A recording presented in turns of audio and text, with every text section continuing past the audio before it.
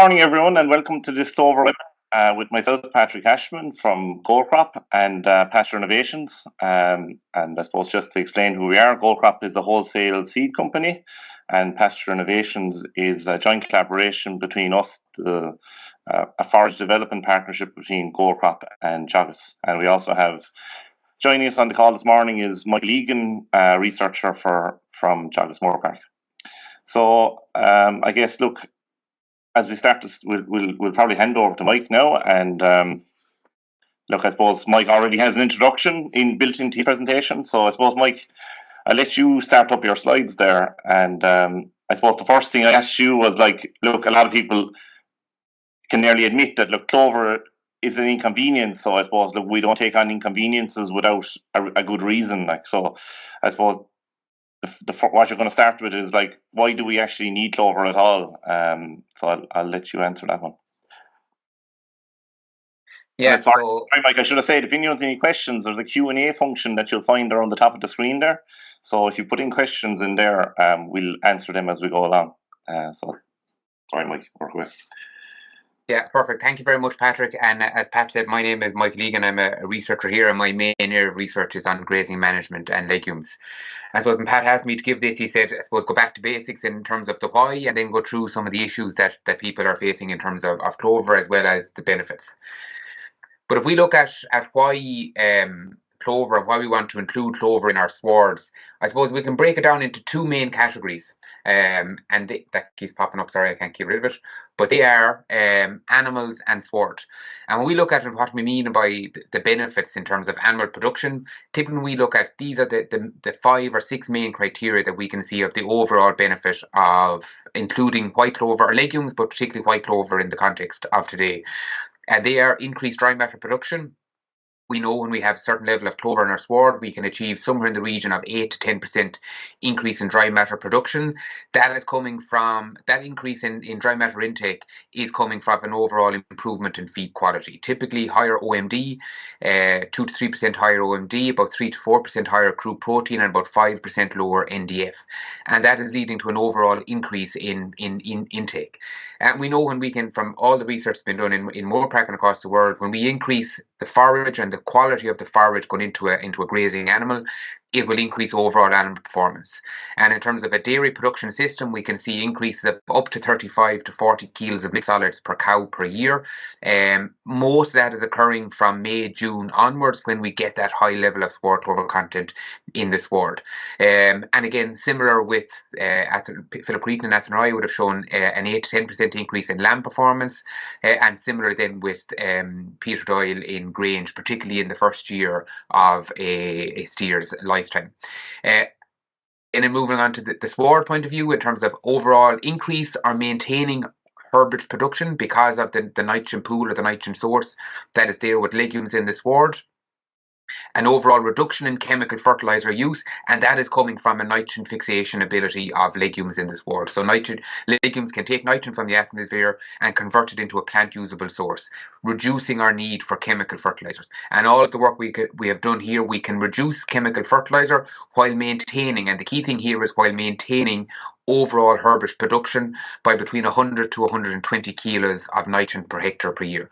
And then I suppose the overall benefit then in terms of the environmental point of view is reducing farm gate end surplus, reducing the level of chemical nitrogen and purchase nitrogen coming in the farm gate, reducing overall farm gate end surplus.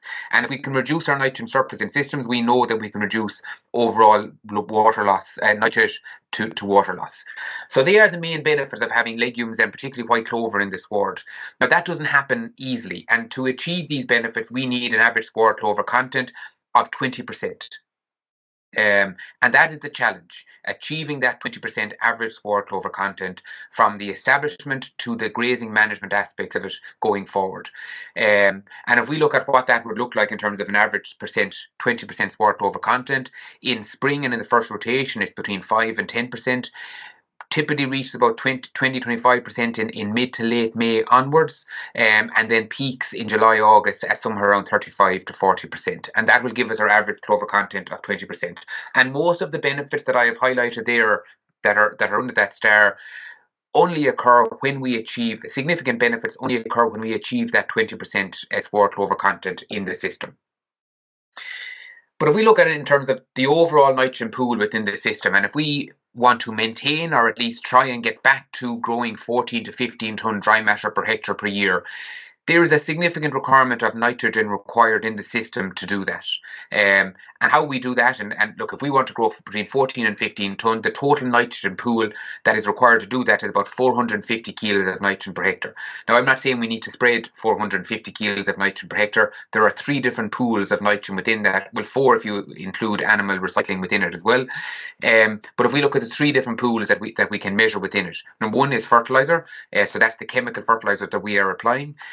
Soil in terms of background nitrogen and mineralization, and then level of clover and legumes in the sward.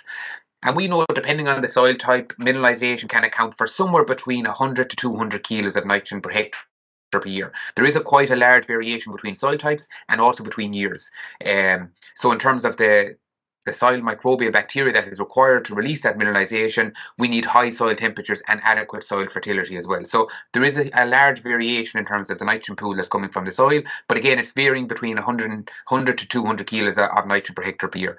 And in moor park soil here, we've measured over the last number of years, it's sitting somewhere around 140 to 160 kilos on average over the last number of years. And again, there is fluctuations between year.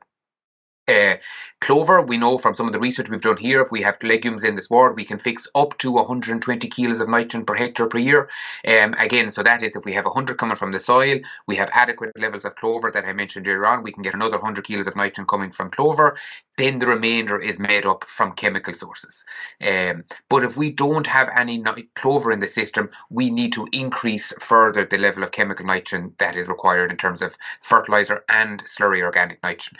So they are the pools that are required. How we manage that pools is particularly important, particularly when it comes to fertilizer application around that. Strategic use of fertilizer, strategic use of slurry and organic slurry, and then adjusting our nitrogen strategy when we have high levels of mineralization in the second half of the year and high levels of fixation from May onwards.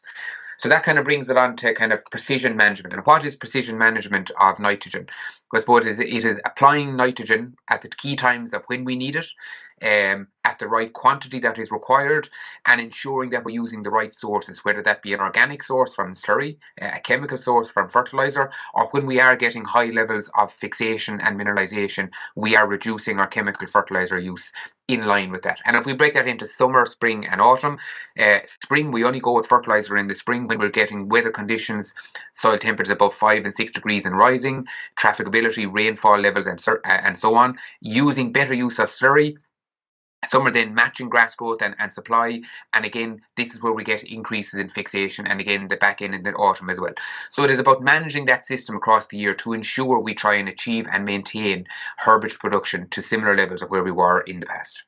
And I suppose, Mike, like you've been working on clover since 2011, and like I suppose, as I said to you, why now more important than ever is that I suppose the chemical nitrogen piece is becoming under greater scrutiny and is on a downward trajectory in what's allowed to be spread legally. Like, so I suppose it's like clover is nearly becoming an essential from the point of view of, look, if we're going to be limited in how much chemical nitrogen that we're allowed to spread, then you're going to have to get it from somewhere else, basically, isn't it?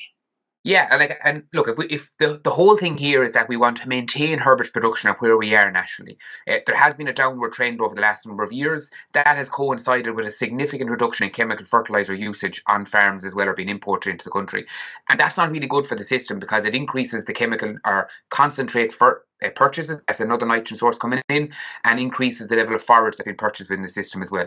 But we have a legal requirement now to reduce chemical nitrogen with the EU Green Deal. We are limited now on the level of nitrogen that we can spread on a per hectare basis, and the cost of chemical fertilizer has dramatically increased since 2021 as well. And I suppose it is the legal requirement of it as well, but also it is the economic aspect of it as well. And it is very easy to reduce chemical nitrogen. We just stop spreading it or reduce the amount that we're spreading. But if we do that in the absence of good soil fertility and adequate level of legumes or clover in the sward, we are going to reduce the level of nitrogen or overall herbage production. And that is probably the biggest risk that is around this. And as you said, I've been working on clover for a long time, and it's very easy to take out. But if we don't have enough clover in the system and we reduce chemical fertilizer, we are going to get a significant reduction in overall herbage production. And that opens kind of another can of issues in terms of farm feed self-sufficiency and sustainability of the overall system. So there is a legal requirement, but also an economic requirement now on the proportion of legumes. And look, a lot of our management practices have changed. The awareness of clover now is probably tenfold where it was 10 years ago. So we're farming now in a different environment to where we were even 5-6 years ago. And I suppose making the best use of the legumes that we have and the nitrogen source, that nitrogen pool that is within our farm, making the best use of that, whatever the source may be, the fertilizer, the soil, and legumes within it. And I know you have some on-farm data coming up that shows that, look, we have cut out nitrogen in the last 3 years, and there probably just wasn't enough clover about. And these are a subset of farmers that isn't a national figure or a national picture. Yeah, and we'll go on to the on-farm thing in a minute. But if we look at white clover seed sales, like when I started in Moorpack in 2010 and 2011, there was somewhere around 115, 116 ton of white clover seed sold in or imported into the country on a 12-month basis. Like if we look at where we were in 2023, that has increased about 416 ton being imported into the country. So like there has been a huge increase in the level of legumes that are now coming in and being sown on farm. But it's the management of that to ensure that when we have enough clover, that when we take out the nitrogen, that we don't reduce herbage production. And like we had a legal requirement to reduce chemical fertilizer. We have surpassed that target already in terms of where we want in terms of the total pool. But we've lost somewhere in the region of 1,500 to 2 ton of dry matter per hectare within the overall pasture-based farm data systems as well. So like it's marrying up the two things, because we cannot afford to lose our competitive advantage, which is grazed grass, and growing and utilising as much grazed grass or pasture as possible.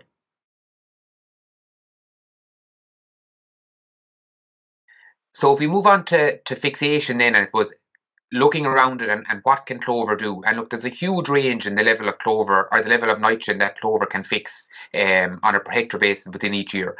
And look, there's a figure there of between 10 and 185 kilos. And that is influenced by a multitude of aspects, from the level of clover that is in the sward. Obviously, the less clover, the less fixation you're going to get. Soil fertility, having inadequate soil fertility, number one, will reduce the level of clover that we have in the sward, but also reduce the level of rhizobacteria that's in the system. That can actually reduce the level of overall fixation. So and then climatic conditions, chemical fertilizer, and so on. So there's a huge range. But if we can maintain somewhere around a 20% average sward clover content, peaking about 40-45% peak in the autumn, we can get somewhere between 80 and 100 kilos of fixation fairly consistently across years. But that does come at a cost. And there is a symbiotic relationship between clover and the rhizobacteria that is required to fix the nitrogen and infect the root nodules within the system. And in terms of if they benefit each other. So the clover needs to feed the bacteria within the soil, and then the bacteria creates the environment and converts that nitrogen into a plant usable source. So there is a mutual benefit, and as there's kind of nothing for nothing in this world. But if we look at what that means in terms of what is the mutual benefit, for each 1 gram of nitrogen that the rhizobacteria fixes, the white clover plant needs to supply 6 grams of carbon. So in nitrogen fixation, or biological nitrogen fixation, is very energy demanding on the white clover plant itself. So it is important that, because it's so energy demanding, we create the best environment for that to ensure that we're going to get an overall reduction in the level of fixation that we're going to get on a per year or per hectare basis. And what is fixation? Look, it is the conversion of atmospheric nitrogen into a plant usable form, ammonia. And again, as I said, it is a plant usable or symbiotic relationship. And if we look at the picture here on the bottom right hand side, you can see that the photosynthesis coming in through the leaf in the sward, in terms of energy or carbon coming down into it, that is then converted into energy source that the rhizobacteria can use, and that rhizobacteria then release nitrogen back up into the plant, and the plant uses that and releases it into the soil for the companion species. And that is the process of fixation in a very simplistic format. But there are many factors that influence this and how the level of fixation that we're going to get. Number one is the level of clover, and I'll show you that in a minute, and then chemical fertilizer. We can see here that if we increase the level of chemical fertilizer, we will reduce the level of nitrogen fixation. And that is because it's such an energy demanding process on the clover plant that if we feed the nitrogen, the clover plant will use the nitrogen rather than fix its own. So in the absence of chemical fertilizer, we will make the plant fix more nitrogen. And in the increase of the presence of chemical fertilizer, we will reduce the level of fixation that we can get. So it's getting that balance right. And I'm not saying we need to take out nitrogen completely out of the system. We still need to feed the plant at certain times of the year. But it is ensuring that we take out the nitrogen at the key times where we're getting peak levels of clover fixation. If we look at the average level of sword clover content, we know that the level of clover is directly related to the level of fixation that we're getting. And again, we're talking about 20 to 30% average sword clover content, and that is somewhere around 90 kilos of fixation per hectare per year. But if we are down at less than 10% clover in the sward, we're getting less than 20 kilos of nitrogen fixation per hectare per year. So it is very important to only reduce chemical fertilizer when we have sufficient sword clover content in the system. And secondly, then, if we look at when that supply of fixation is coming within the system, fixation is very much related, and if you look at that there, we have a lot of climatic factors that in terms of soil fertility, solar radiation, sunlight hours, soil temperature, and rainfall. A lot of that is determining when that fixation occurs and the profile of clover within the system.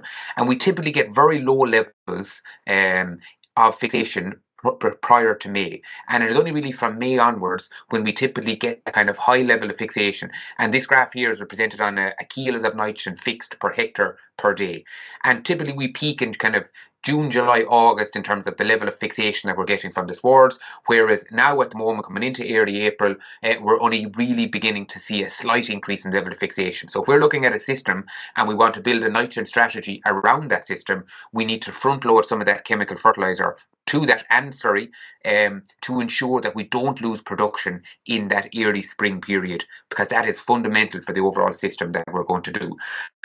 And again, most of the time last year, the last 12 months, there has been a lot of negativity around white clover and it's not working. And if we look at just take out the 2024 climatic data, and we can see here in the top, this is the Met-Éireann data. We can see this is the mean daily temperatures, and you can see that the line here in the middle is the previous 10-year average, and you have the fluctuation.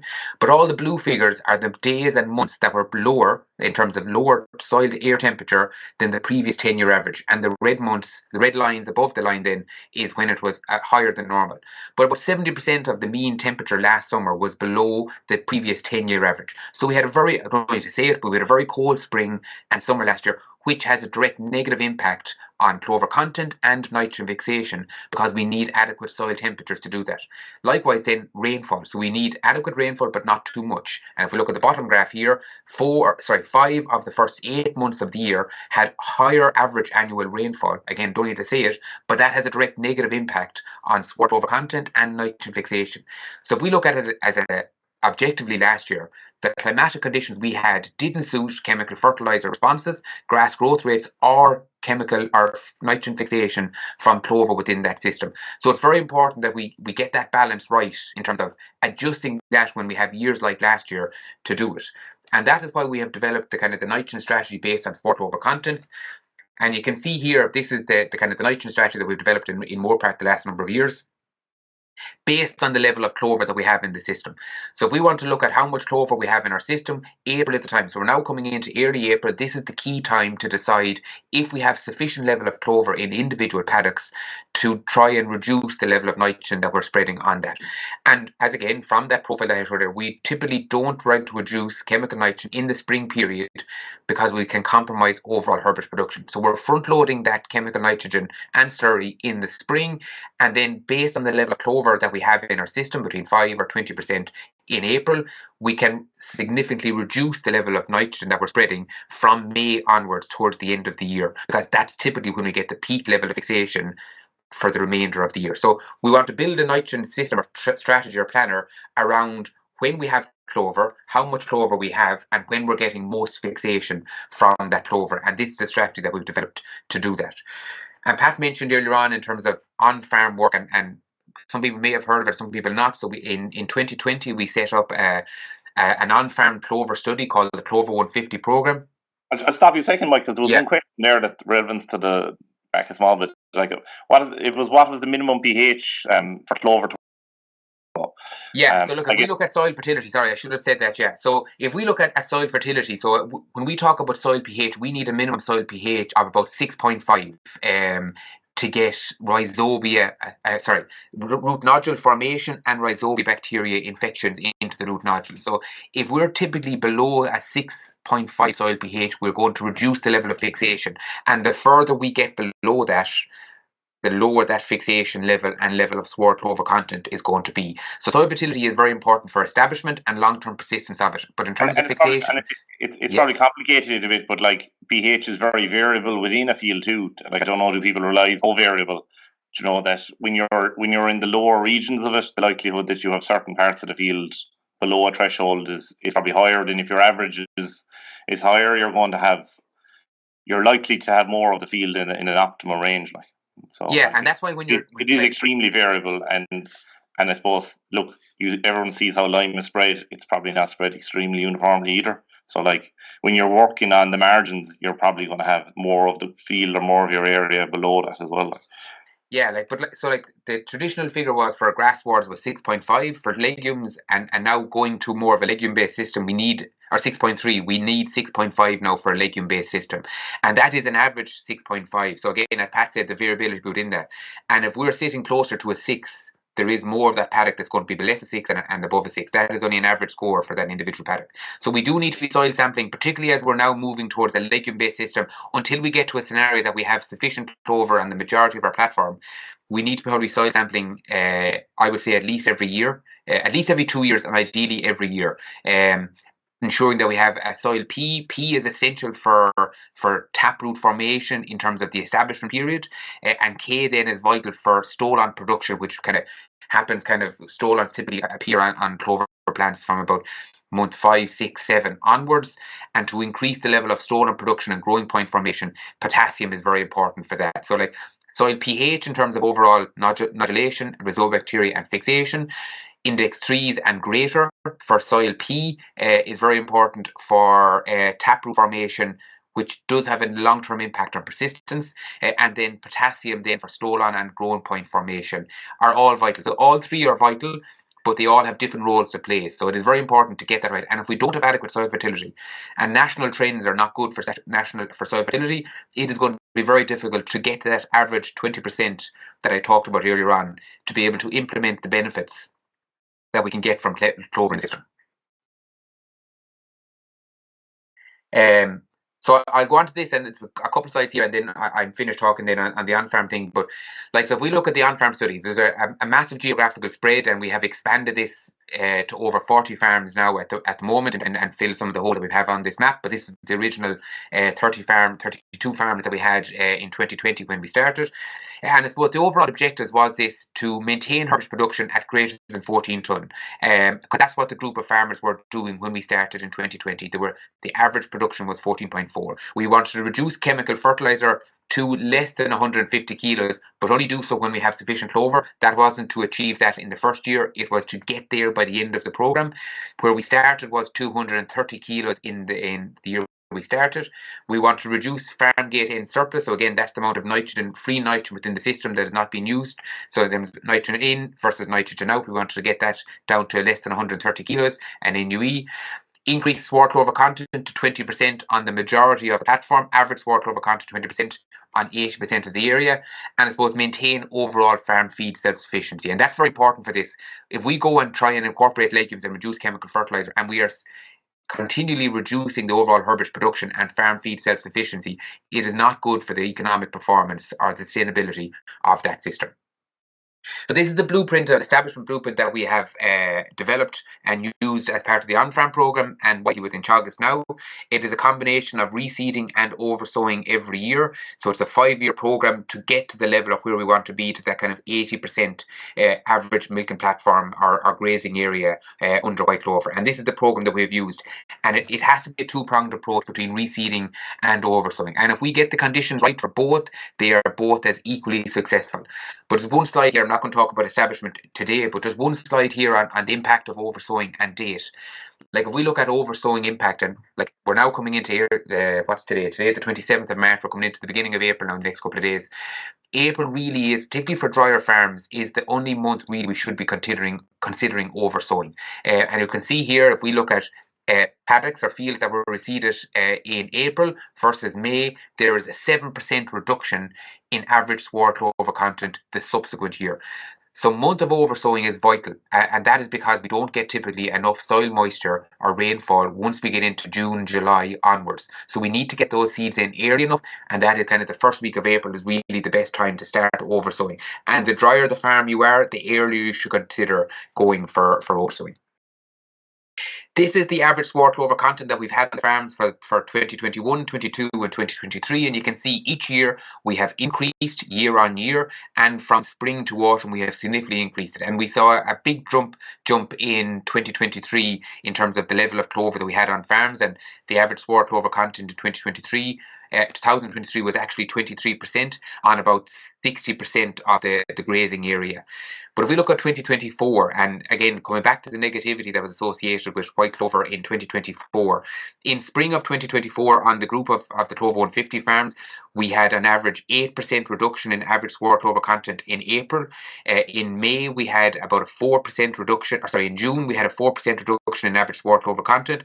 But by the time we got into August and September, there was just shy of 1% difference between 2024 and 2023. So yes, the start of 2024 was very challenging because of climatic conditions. But when we manage, and this is proof, when we manage our grazing systems in terms of pre-grazing covers and feeding the system, we can recover average sward clover content to where we need it to be. And coming into 2025 so far, that has continued to maintain, and there seems to be very good levels of clover on farms at the moment, and the good graze outs that's happening on farms is going to benefit that as well. But if we look at the overall, yes, Pat, sorry.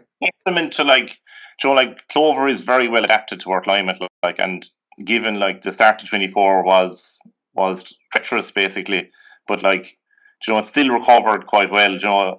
I know the commentary is that Clover 2024 puts a question mark on clover, but on these well-run farms, or these farms that are, I suppose, particularly focusing on clover, it hasn't been as bad, I suppose, as maybe some of the commentary. So I think it's important that we can still be positive about clover, basically. I think we can definitely still be positive around clover, but I would actually take it back that it wasn't just clover that suffered in 2024.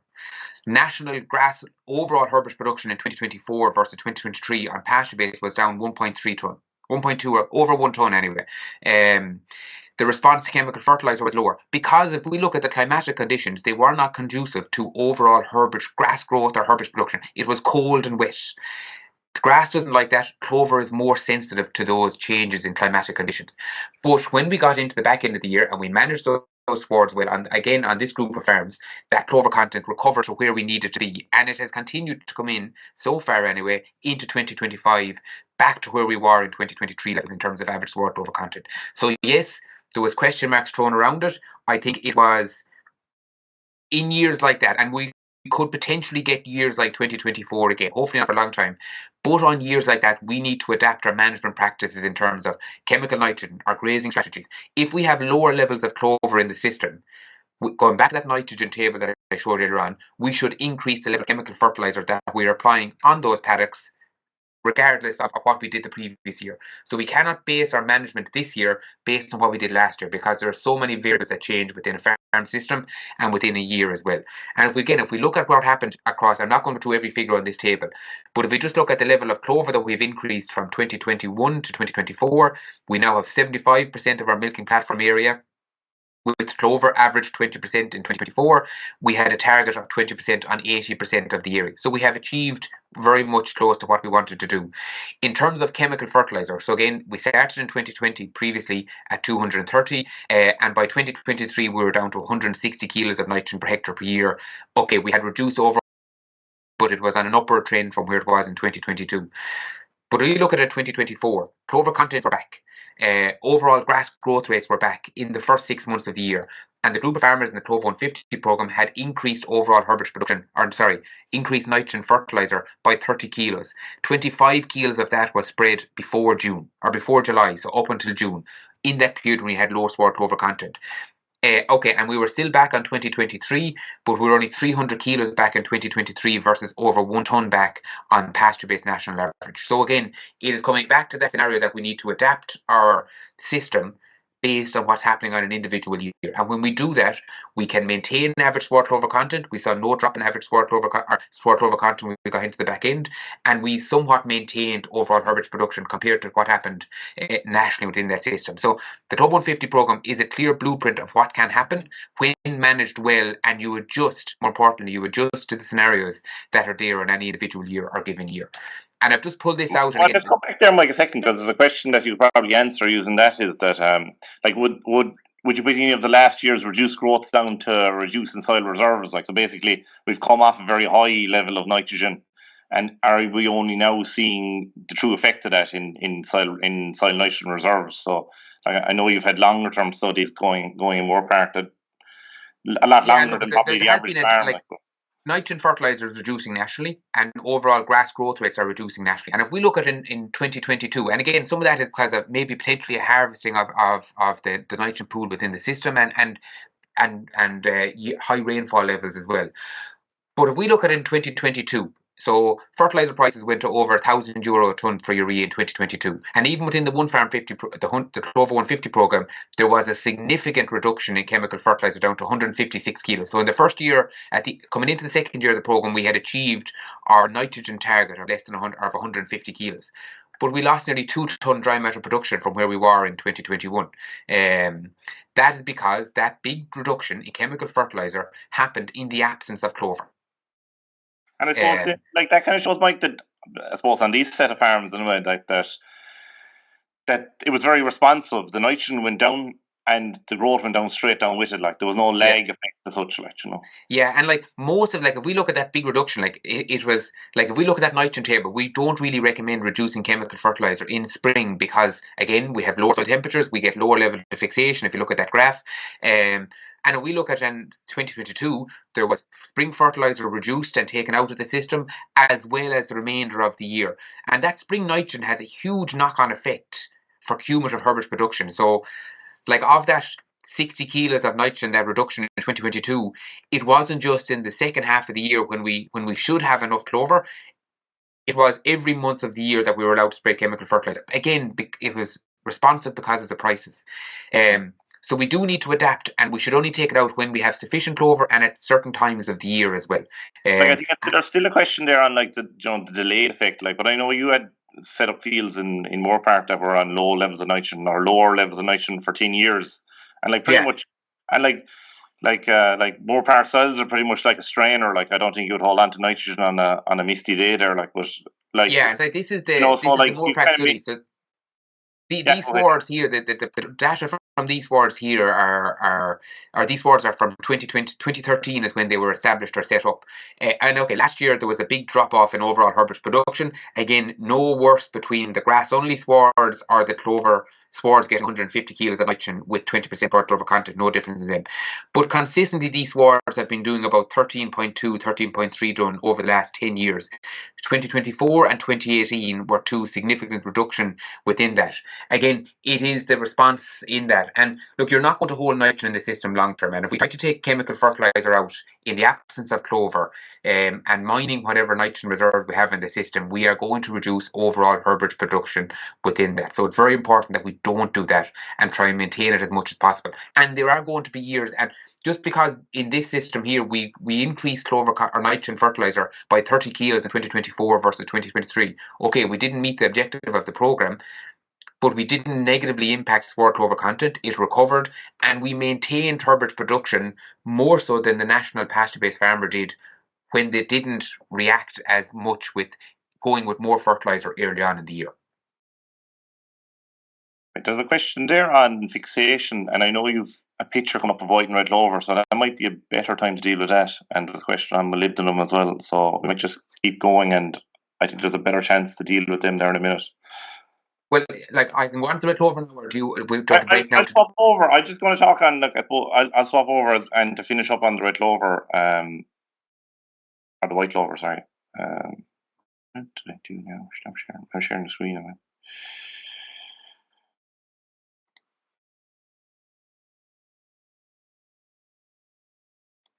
So you can see that, yeah? No, can't. I can see that there. You see the presentation, yeah. Perfect.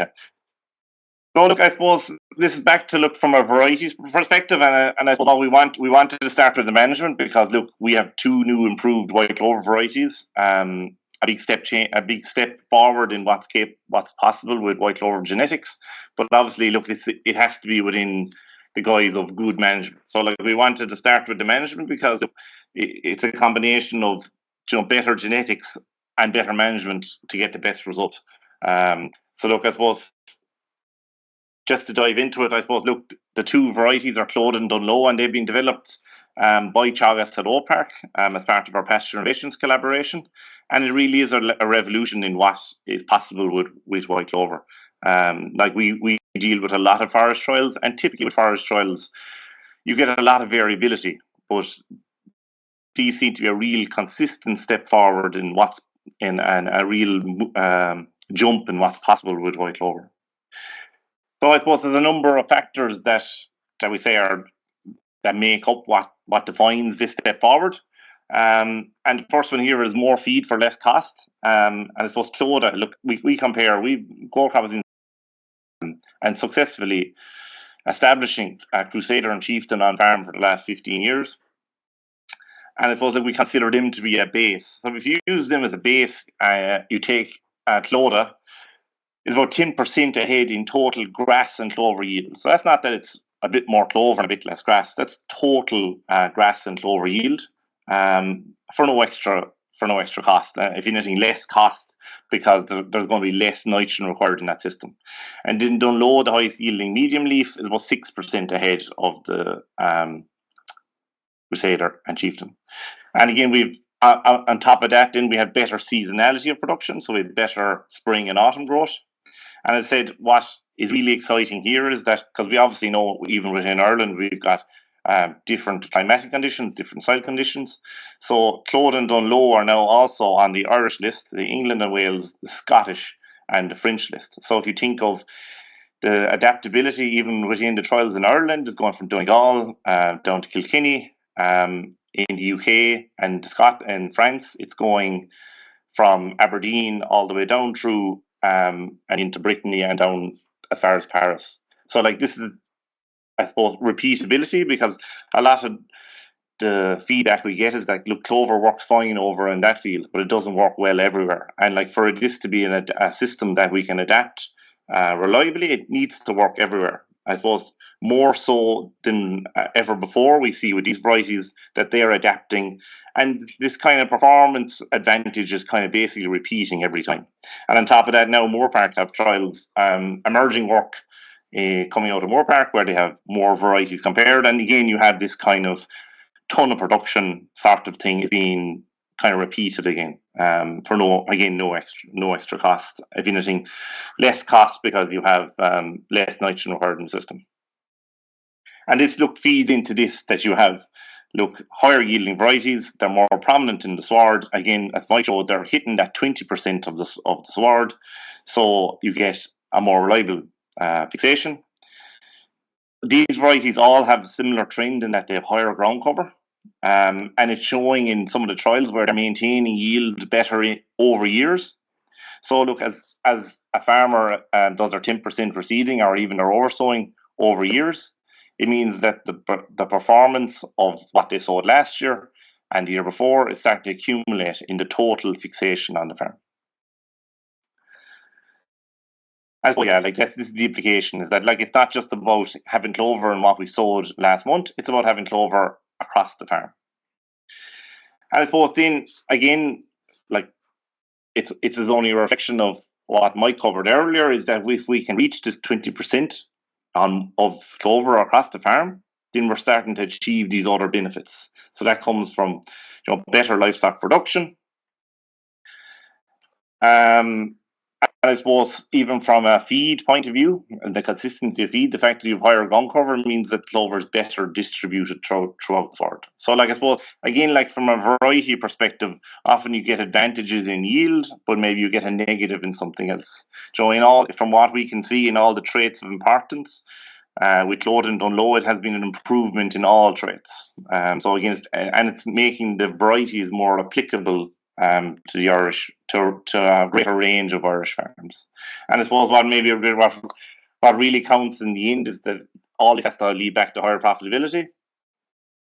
So look, there is Micah studies done in Moore Park. We are showing like this 14%. So we think like these varieties they're more adaptable and they're a step forward. So this kind of profitability increase is more applicable to more people.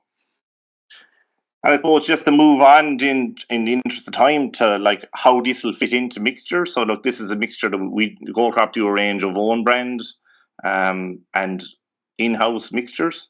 And so this is kind of a reflection of kind of where we see things going. I suppose a lot of the conversations over the last 15 or 20 years has always been about grass variety. But like what's starting to show through now from trials is that the variance in the availability of clover varieties on final sward performance is a lot greater than the influence that grass variety is happening. So in effect, we've had very long conversations about grass variety, and at the end of the conversation is put in some clover.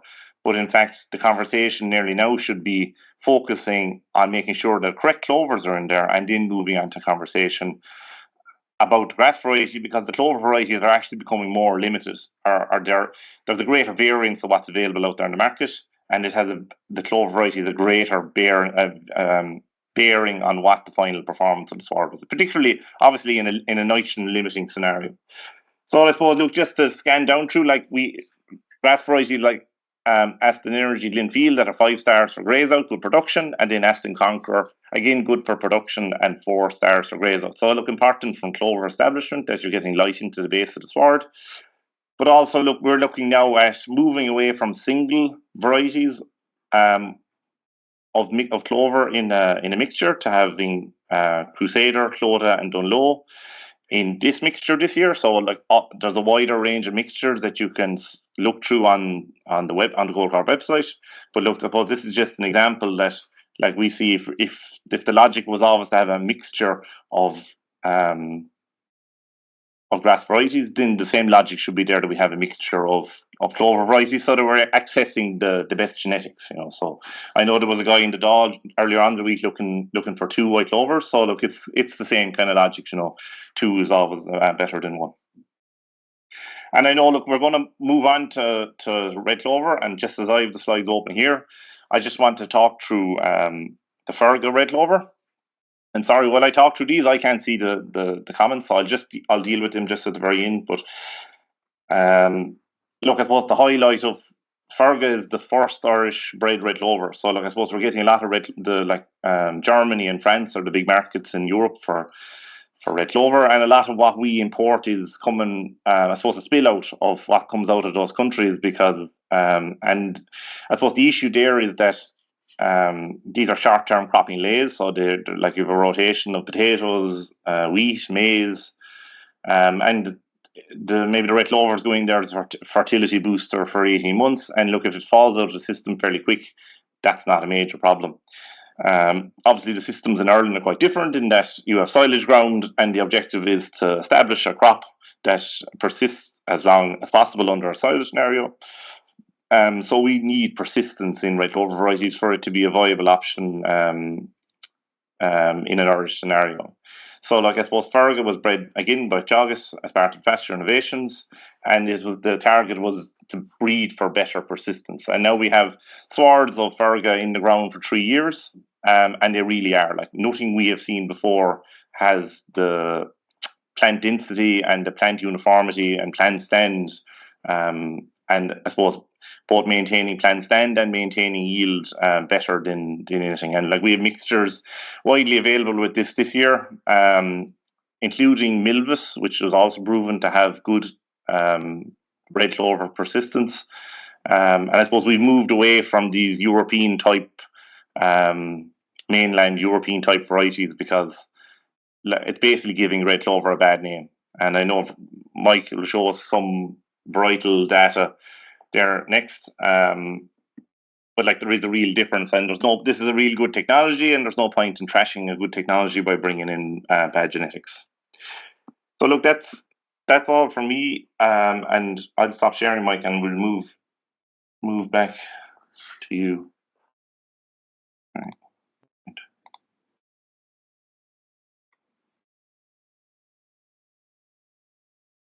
Yeah, so there's a question. There's a question there about, I showed the 0.75 kgs of clover mix. We also have a mix there with 1.5 kgs of clover, similar mix. And I suppose, look, it's 12 kilo pack, so by the time you've sold that up a bit, it's getting a lot closer to the 2 kilos.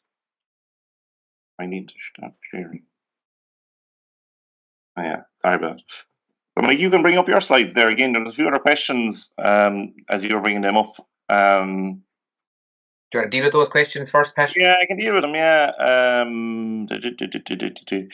So there's a question there about sulfur, the importance of sulfur. And I suppose, look, we can actually just go into the red clover, Mike, because I suppose particularly with the red clover, where there is very, very low levels of nitrogen going in, it probably creates a bit of an obstacle for getting sulfur on. So maybe... Yeah, but so there was a question there on molybdenum as well, and increasing soil pH up. Look, the advice is not necessarily because of the potential issues with that. I think, number one, make sure that you are in a high molybdenum area rather than going off the old maps, and make sure, so get it tested, make sure you are in a high molybdenum area. And if you are, then I would be slow. I wouldn't recommend going to the full 6.5. I think it's 6 to 6.2 is the recommendation. It will be harder to maintain higher levels of clover in the sward for a long period of time. And if that is the case, you may need to implement more of an oversowing protocol to keep clover maintained at that level going forward. So it's not that you shouldn't go at it. I think you should maintain the level of clover or soil pH that is required for molybdenum areas, that it doesn't run into problems, and just be more aggressive with an oversowing protocol on that. I suppose on the seeding rate, when I said I'd ask you, Mike, that you have had, you did a seeding rate study before where you sowed different. You might just indicate that, because obviously management has a huge bearing, Yeah, so look, the 0.75 is the legal requirement now for reseeds, I think, Pat, isn't it? Still 0.6 and it's 0.6, sorry, yeah, so 0.6, sorry. I suppose we kind of feel that, I know the advice was the 0.75 was kind of nearly a minimum, so that's why that's in there. Yeah, so I think the higher seed mix ratio of 1.5 to 2 kilos, like the 1.5 kilo and the 12 kilo pack that's going out is probably going to be closer to the 2 kilos. So I think that's probably, if you want to be aggressive with clover and get enough of it in the swards, I would do that. In terms of the seeding rate work that we've done, we've gone from a kilo up to a kilo to 7.5 kilos a hectare, and we did see differences with seeding rates in the first 6 to 8 months of that. Obviously, the higher seeding rate did result in higher sward clover content, but the lower seeding rate then eventually did catch up with it. The risk with that is that under maybe less optimum soil fertility, or establishment years, or grazing management, that lower seeding rate may never recover to where it should be compared to the higher seeding rate one. So if you are serious about clover and wanting a high enough proportion of it in the sward, I would go with that 1.5 kilo mix. I think if we're going to the 0.75 under everything being absolutely perfect, but that doesn't happen every year. Everything being absolutely perfect, it may recover fine. But the fact that we could get another 2024 may hamper that. So I would be erring on the safe side to go with the slightly higher seeding rate. I suppose, look, there's, I suppose within the range of mixtures that are there on the website, I suppose we're trying to tailor to people's varying levels of risk regarding, I suppose, maybe their view of too much clover. We do have a range of clovers available. I suppose the idea is that we're tailoring to different requirements. So if what you're seeing there doesn't suit, most likely there is another mix that should be tagged at the bottom that'll be very similar varieties, just with higher inclusions of clover. Maybe I didn't answer it on the question on the delayed effect. So there is a short-term delayed effect. Long-term, it's not. And if we look back here in between 2021 and 2022, there was 60 kilos of nitrogen taken out in the system in that individual year, and there was a 2-ton drop in overall dry matter production. So the delayed reaction to nitrogen, somewhat, but I wouldn't be banking on it that you will reduce nitrogen this year after coming off a number of years of high nitrogen content or high nitrogen input, to say that you'll maintain it for the next couple of years while reducing chemical fertilizer. Looking from 2021 to 2022 here show that that's not really the case. You will get an immediate drop off. Do you want to? Some of these are on white clover, Pat. Do you want to answer these questions? Maybe move on. In the interest of time, move on to the red clover there quickly, and we'll catch a few of the questions on the way out then.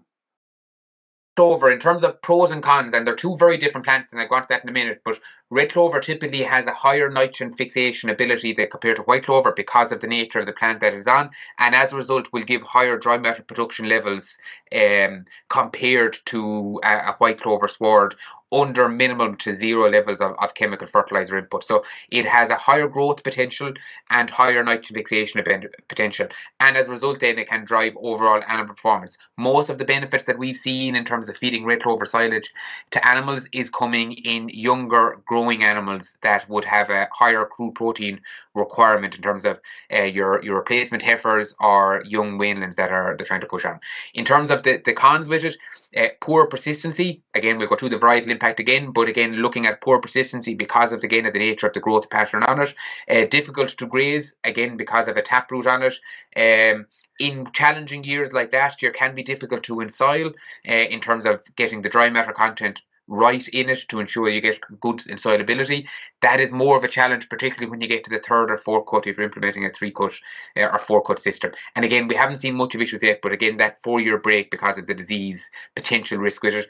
Again, I don't think we've seen enough red clover in our overall system to have a potential massive issue with that just yet. In terms of our the plant. So this is a white clover plant on the right hand side and a red clover plant on the left hand side. If we look at a white clover plant, they typically start off with a central taproot, similar to what the red clover plant does. But after a period of about 6 to 8 months, it converts into what's called a stoloniferous growth pattern or clonal growth pattern. And to do that, then the central taproot will die after about 12 to 18 months, and it is solely reliant then on this stolon. And these stolons will continue to produce every year like a ryegrass sward which does in tillers. And you have these growing points along it. And each one of these rooting zones here is a little growing point, and this is where the root nodules then are on that growing point. So typically that's why. Actually, as you mentioned the timeline there, because there was an earlier question about when would you start pulling back nitrogen. So, like I think you were talking like 6-8 months to get that stolon up and running. Whereas so like we're trying to update that research at the moment, and the PhD student here, Fiona Beamish, that's working on that. But so like if we look at it, so it is surviving solely on a central taproot for about 1 to 3 months, and that is only a taproot, and it starts to develop its above ground mass in terms of petioles and leaves. After that 1 to 3 month window, it then starts to go to what's called the expansion phase. So it starts to develop stolons and begin to develop stolons. And while it is in the taproot and stolon phase, it doesn't have these adventitious root structures along the base of the sward. As it's converting to that, you will start to see them coming on it. So from about month 4 or 5 onwards, you will start seeing these small little adventitious roots coming on. That central taproot will be fully gone after about 12 to 18 months, and it is solely reliant then on the stolon growth pattern. So,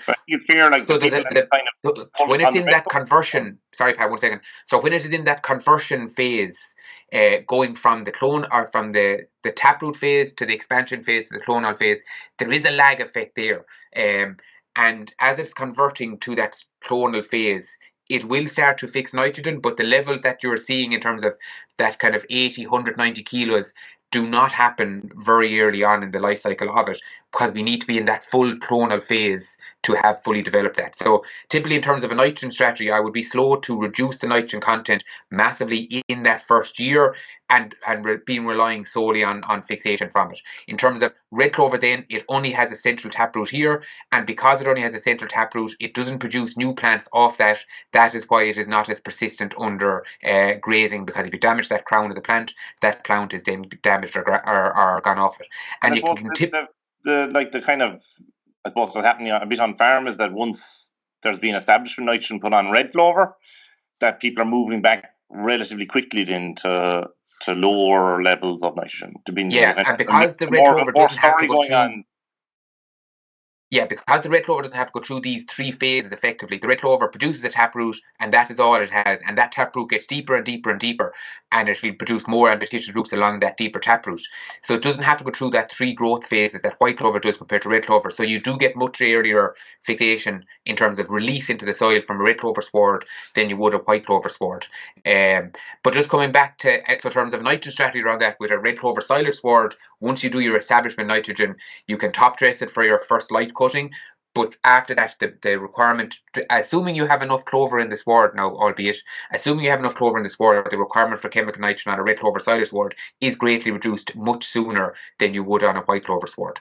But just because of that kind of central taproot, and this is a silage sward here from Grange, and it's a 4 or 5 year old sward at this stage, and you can see here the compaction damage, number one, but the crown damage. So once that crown is damaged, and you typically see that on silage swards in headlands, that plant will not recover again. And if you graze this continuously intensively as well, you can get a lot of this across the sward as well. So again, the persistence issue with that is a risk. And then Pat just mentioned quickly on these kind of varieties. So we have a work done here. We're heading into the third year of it, and we have more work to do. And we have 8 red clover varieties here. I'm not going to go through all different varieties, but this is the list of varieties that we've had. But if we look at the production of these varieties from year 1 to year 2, okay, we saw a big drop off in year 2. That was more of a year effect. But certain varieties are reducing their persistence and their yield potential a lot sooner than some of the other varieties here on the left-hand side of the graph. So like that Fir, Gabber, Claret and Pastoral. So it is important that when you're selecting varieties, that they, as Pat said, that they are not bred for that short-term variety. And not that these varieties here on the right-hand side are bad, it's just they're not suited for a longer term persistent varieties. And we can see that here with our average sward clover content. In year 1, we had relatively little, if any, difference between average sward clover content from in any of the 8 varieties. But in year 2, the majority of the varieties here on the right-hand side of this graph effectively halved the average sward clover content, and that has continued now into year 3 as well, while we can see here these kind of 3 varieties on the left-hand side are maintaining average sward clover contents into the second and even third year. So it is important that when you're picking red clover varieties, and indeed white clover varieties, that persistence is going to be there for a number of years, that they're not gone after 1 or 2 years production And years. it's both like it's, there was a big increase in red clover because of the DAFM grant. But I suppose like what's the reality now is that you have people with some of them, the likes of bonus, and that's their impression of what red clover is capable of. And Yeah. you've other people that there isn't too many people with Ferga, but people this year will have Ferga, and they will have a totally different impression. Like, and this sort of a deviation between what varieties can and can't do is probably a lot bigger. And I know these plots will probably be on display at the open day, Mike Yeah, and June. they will, yeah. But I'd advise you to see it, because even to us in the industry, it is a surprise as to how much the varieties have deviated. And I suppose, look, it's probably coming from the fact that DAFM are only now showing a recommended list. So, like, I suppose there wasn't a whole pile of information available on what they can do and can't do. So it's and it is, as Pat said there, it's not that these are bad varieties. It's just you're selecting the varieties for the purpose that they're required. And if a variety is bred for a short term 1 or 2 year lay, that is typically what you're going to get out of it, because that was what was bred for requirement. So it is important to know what you're putting in, number one, and then picking the best of what's available. Yeah, and there's a question on that, like, on what variety of white clover gives the best chance of establishing when oversowing in an older sward. So, like, I know. So like we've done, as part of the on-farm study, we have done varietal work as well. The varietal work, and there may be more in it, and looking at some of the new variety works that are coming off here now with the development of the index, there is bigger varietal difference. In terms of the oversowing, the variety is probably not the least important aspect of it, but there are a lot more pressing issues that need to be got right in terms of the establishment. Number one is adequate soil paddock selection. So that's soil fertility. It has to be right at the time of oversowing, not addressing it when you're oversowing, because if you address it today, it's not going to be fixed tomorrow. It has to be right at the time of oversowing. The second one then is putting it out at the right paddock in terms of no weeds. If there's weeds there, they need to be sorted the year before. You're going out in April and May. That seed, when it goes out, it needs to touch the soil. So it needs to be your more open swards. If you have very, very dense swards, particularly sheep graze swards, it is very difficult to oversow into them because the seed will be smothered out. Then obviously you're putting it out. There's a higher seeding rate requirement of about 2.5 kilos an acre for oversowing versus reseeding. again because of reduced establishment. But the most important aspect then is your post-sowing management. So in terms of frequent grazing, that first grazing on an oversown sward needs to be done at about 600 to 800 kilos. So all you're trying to do in that first 6 months of an oversowing sward's lifetime is get light down to the base of the sward.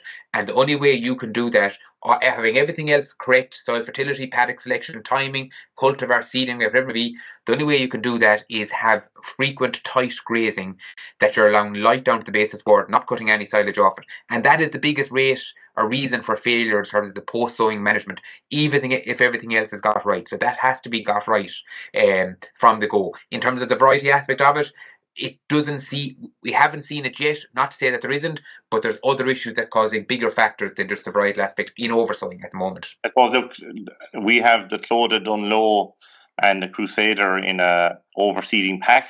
So look, I suppose we have good confidence based on everything we've seen that, look, not saying they're the best, but that they should be very capable varieties from an oversowing perspective. The cutting, I just see the cutting height and the persistence in the red clover, Mike. There's a lot of stuff about raising the moor, and I think generally the stuff happening on farm is like once you have a moor that's floating well and not digging into the ground, maybe, I think, but personally it's probably coming to cutting the right cover where the moors are floating nice and they're not overburdened with lodged grass and they're basically trenching the ground in, like. So. Yeah, like if you let a red clover sward really bulk up, it is very difficult to cut and get a good clean bed off it. Everyone's talking about cutting height, and the reason is because the crown of a red clover plant on that picture is on or just above the ground level, and if that's damaged, it can be gone. So before you go telling a contractor to go lifting a moor, typically contractors are not cutting below that 5, in terms of a standing sward height, that 5-6 centimeters. If you have your own disc moor that has really turned into the ground, that's more of an issue. So I would just check to see what's being put at first. You're talking about 5 centimeters realistically.